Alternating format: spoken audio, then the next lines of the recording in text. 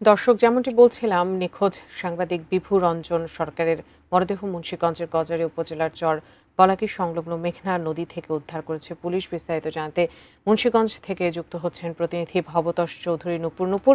কিছুক্ষণ আগেও আপনার সাথে এই বিষয়ে কিন্তু আমরা যুক্ত ছিলাম। ময়নাতদন্তের জন্য লাশটি নিশ্চয়ই এর মধ্যে নেওয়া হয়েছে। ফরেনসিক রিপোর্টে আসলে আমরা জানতে পারবো এর কারণ কি, তিনি সেখানে কিভাবে গিয়েছেন, এই বিষয়টি কি জানতে পেরেছেন কিনা, ফরেনসিক রিপোর্ট হাতে পেতে কতক্ষণ সময় লাগতে পারে, বিস্তারিত জানাবেন।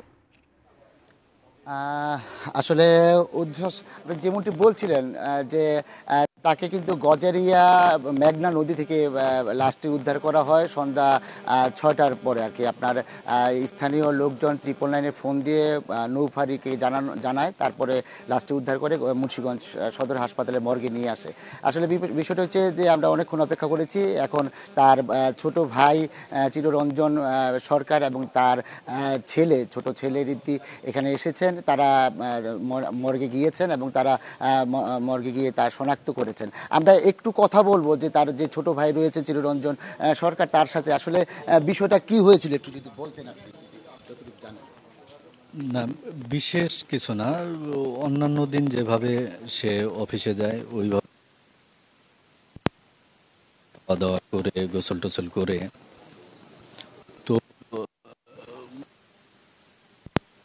এই ফোন দিয়েছিল তাকে, তখন দেখা গেছে যে ফোন বন্ধ। তো 2-3 বার ফোন দেওয়ার পরে যখন পাননি, তখন হইলো ওই আজকের পত্রিকা অফিসের আমার দাদার অন্য কলিগদের ফোন দিয়েছিল এবং তারা বলছে যে ও অফিসে যায়নি। মূলত তারপর থেকেই আমরা উদ্বিগ্ন হয়ে পড়ি। আমাদের যত পরিচিত লোকজন সম্ভাব্য যেখানে যেখানে যেতে পারে সব জায়গায় তারপরে খোঁজ খবর আমরা শুরু করি। রাত এটা কি আপনারা কি মনে করছেন যে আসলে কোনো ধরনের দুর্ঘটনা বা কোনো ধরনের হত্যা এই ধরনের কোনো বিষয় আছে কিনা? বা আমরা আসলে কোনো কিছুই জানি না। ও যেই স্বাভাবিক জীবন যাপন করে সেইভাবেই চলছিল। মানে কোনো অস্বাভাবিকতা আমরা পরিবারের পক্ষ থেকে পাইনি। যার কারণে আমরা আসলে মানে কোনো কিছুই ভাবতে পারছি না।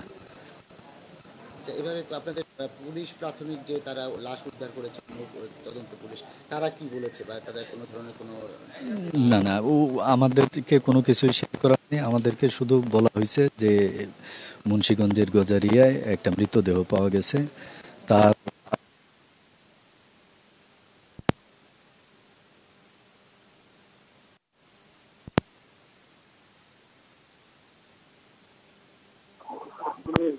ধন্যবাদ। আসলে আপনি যেমন শুনছিলেন যে তারা কিন্তু প্রথম তারা ছবি দেখে তারা একটি প্রাথমিক শনাক্ত করে এবং তারা যখন মর্গে আসে ছেলে এবং তার ছোট ভাই তারা এসে তাকে শনাক্ত করে এবং এটি তার যে মরদেহ তা তারা নিশ্চিত করেছেন। আসলে যে ফরেনসিক রিপোর্টের ব্যাপারটা আসলে এখনো আমরা পরিষ্কার ভাবে কিছু শুনতে পারিনি। তো আমরা যোগাযোগ করছি কবে ফরেনসিক রিপোর্ট পাওয়া যায়, তারপরে আর কি বিস্তারিত জানা যাবে যে আসলে না আপনার আত্মহত্যা এই ধরনের বিষয়টি জানা যাবে।